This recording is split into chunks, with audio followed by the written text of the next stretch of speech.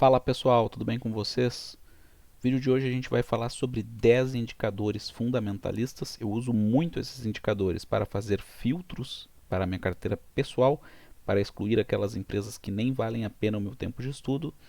Não sei se vocês fazem o mesmo, né? Mas enfim, é muito legal esse tipo de assunto aqui que eu vou trazer nesse vídeo. Já deixem um like nesse vídeo, que é muito importante, e se inscrevam no canal para não perder vídeos diários como esse. Então, sem mais enrolação, vamos para o vídeo. Avisos importantes iniciais. Nunca interpretar os indicadores de maneira isolada. Um indicador isolado, fundamentalista, ele não serve de nada se ele for lido de maneira isolada. Ele serve como um filtro. Esses indicadores, como eu falei, servem como um filtro. A gente consegue separar o joio do trigo, né, pessoal? Consegue saber aquilo que vale a pena o nosso tempo de estudo e aquilo que não vale. Então, se os indicadores forem bons, a gente pode aprofundar o nosso estudo sobre determinada companhia.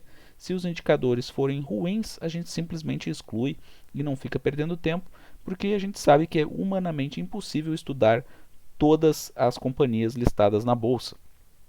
E o último aviso importante: é preciso estudar a fundo a companhia através dos resultados e das informações divulgadas no RI da empresa. Muitas vezes as pessoas perguntam, mas onde que eu tenho acesso a isso, né? Cara, isso é muito simples, é só colocar no Google aí o nome da empresa ou o ticker da empresa, né? Então, e botar do lado RI ou relação com investidores, colocar lá, pô, quero saber resultados da Petrobras, divulgados pela própria companhia.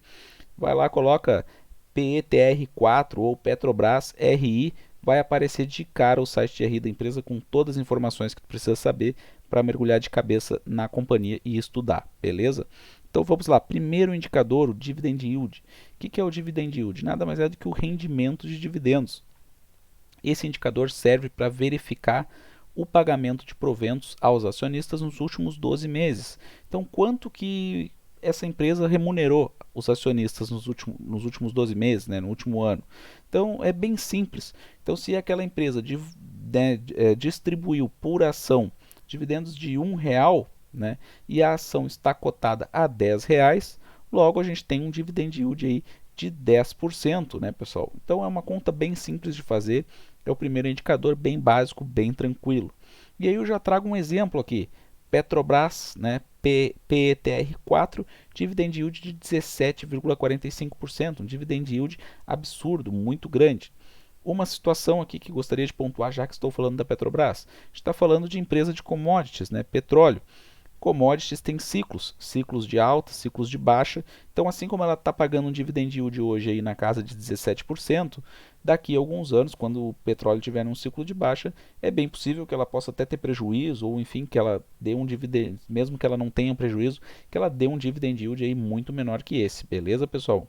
Então não adianta ficar correndo atrás do ciclo, vender tudo, achar que para comprar Petrobras, achar que ela vai pagar para sempre 17%, porque não vai. Então a gente tem que jogar a real aqui, né, pessoal? Segundo indicador aí, preço-lucro, o PL, famoso PL, basicamente significa quantas vezes o mercado está pagando pelo lucro da companhia, né? E o resultado, ele vai expressar o número de anos esperado para que seja dado retorno ao acionista. Então, sendo bem básico, assim, se tiver lá uma companhia tiver um PL de 5, isso significa que o retorno esperado é de 5 anos para aquele investimento que o acionista fez. Só que, claro, isso é levando em consideração que a companhia repasse todos os lucros dela aos acionistas. E isso na prática não ocorre. A gente sabe, tem que ver a política de dividendos da companhia, ver qual o payout dela, né? Se o payout dela está em 50% ou está em 90%, enfim, isso tudo tem que ser analisado. Mas basicamente o resultado expressa isso, o número de anos esperado para que seja dado retorno ao acionista. E esse resultado é obtido através da cotação da ação dividida aí pelo lucro líquido anual por papel. E aí a gente vai ver então se tem um PL alto, se tem um PL baixo e basicamente o que isso significa? Pode indicar que uma ação está cara, pode indicar que uma ação está barata. Se o PL for alto, em tese vai indicar que uma ação está cara. Se o PL está baixo, em tese ele vai indicar que aquela ação está barata. Eu pessoalmente gosto de investir em ações com PL abaixo de 10, ou dependendo do setor um pouquinho mais, mas não gosto de pagar, de comprar ações que estejam com PL muito alto, né? E Uma situação que a gente tem que ver também é que o PL ele também pode ser um indicador de otimismo ou de pessimismo do mercado em relação àquela ação.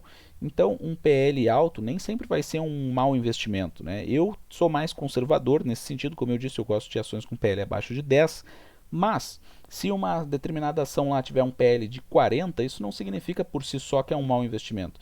Pode significar apenas um grande otimismo do mercado em relação àquela ação, e é claro que ela vai ter que entregar resultados excepcionais, resultados muito bons para fazer jus àquela cotação, e claro, ela pode apresentar esses resultados excepcionais e gerar retorno ao acionista. Então, é isso que a gente tem que analisar, né? Por isso que a gente tem que ir a fundo e não só analisar o indicador de forma isolada. E aqui eu trago uma ação que está negociada nesse momento com PL abaixo de 10, que é a do Banco do Brasil, BBAS3, com PL aí de 4,92. PVP, mais um indicador, que é o preço sobre valor patrimonial. Basicamente, esse indicador ele vai dizer se o preço da ação está cotado pelo mesmo valor patrimonial da companhia, se aquela ação está sendo negociada com uma margem aí acima do valor patrimonial da companhia ou abaixo do valor patrimonial da companhia. É um indicador também para a gente filtrar empresas baratas e empresas caras. E o resultado, então, ele sempre vai ser ou igual a 1, ou maior que 1, ou menor que 1. Se for igual a 1, significa que o preço aí de mercado está igual ao preço do valor patrimonial. Se for maior que 1, significa então que essa empresa está valorizada. Em tese, essa empresa está cara no mercado, porque ela está sendo negociada por um valor acima do valor patrimonial. E menor que 1, o contrário, significa que ela tem aí um desconto, que o valor de mercado dela está abaixo do valor patrimonial. Então, em princípio, né, as empresas baratas são aquelas negociadas abaixo de 1 no PVP. E aqui eu trago a Uzi Minas, o ZIN 5, né, PVP de 0,70, então um desconto aí de 30% no valor patrimonial da companhia. VPA, valor patrimonial por ação. Basicamente, ele tem uma relação muito grande com o PVP, né? Então, é o valor aí, se a gente pegar o valor do patrimônio líquido da companhia e dividir pelo total de ações da companhia, a gente vai identificar um VPA, né? E é muito comum, né? A gente sempre vê que no mercado, o valor de mercado é diferente do valor patrimonial, né? Se o VPA for maior que a cotação atual da ação, então pode indicar que aquela ação está barata, porque o valor patrimonial da ação ele já é mais alto que aquela cotação no momento. E aqui eu trago a Tupi, Tupi 3, que atualmente está cotada em R$ 17,10, mas ela tem um valor patrimonial por ação em R$ 19,10. Então, se a gente pegar o valor patrimonial da Tupi, se ela valesse esse valor patrimonial, né, ela teria que valer aí R$ 2,00 a mais na cotação. Outro indicador, um indicador muito bom esse aqui, que é um indicador de endividamento, que é o dívida líquida pelo EBITDA. Então, o resultado ele vai expressar o número de anos que são necessários para que a companhia pague a sua dívida caso o EBITDA permaneça igual. Igual, claro. Esse indicador leva em consideração que a companhia vai manter aquele EBITDA. Ele é um indicador de endividamento, geralmente ele vai dar um resultado que se expressa em vezes, né? Então, entre uma e duas vezes ele costuma ser bom, significa aí uma dívida bem controlada, né? Entre 4 e 5 vezes já significa que é um pouco ruim, já acende um sinal de alerta, que é uma dívida que já não está tão bem gerida, tão bem controlada.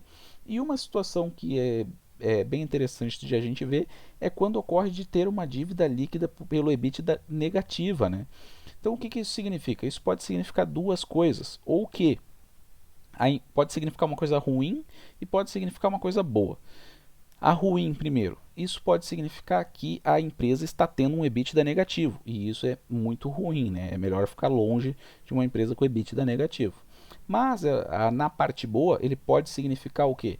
Pode significar que aquela companhia tem mais caixa do que dívida, o que é excelente, né, do ponto de vista operacional da companhia. Então, isso acaba também gerando valor ao acionista, porque a empresa tem muito mais caixa do que dívida, mostra que é uma forte geradora de caixa com uma dívida super controlada, né? E então é sempre bom a gente ver isso. Quando a gente vê uma dívida líquida pelo EBITDA negativa, a gente tem que ver o EBITDA da companhia. Se está negativo, é melhor sair fora. Se está positivo o EBITDA e esse indicador está negativo, então significa que a empresa tem mais caixa do que dívida. E uma empresa que tem mais caixa do que dívida é a Exetec, construtora civil, né, que tem aí dívida líquida pelo EBITDA de menos 2,77 vezes, ou seja, ela tem muito mais caixa do que dívida. Outro indicador muito interessante é o da liquidez corrente, que tem a ver com a geração de caixa da companhia. E esse indicador ele vai levar em consideração a relação entre ativo circulante e passivo circulante.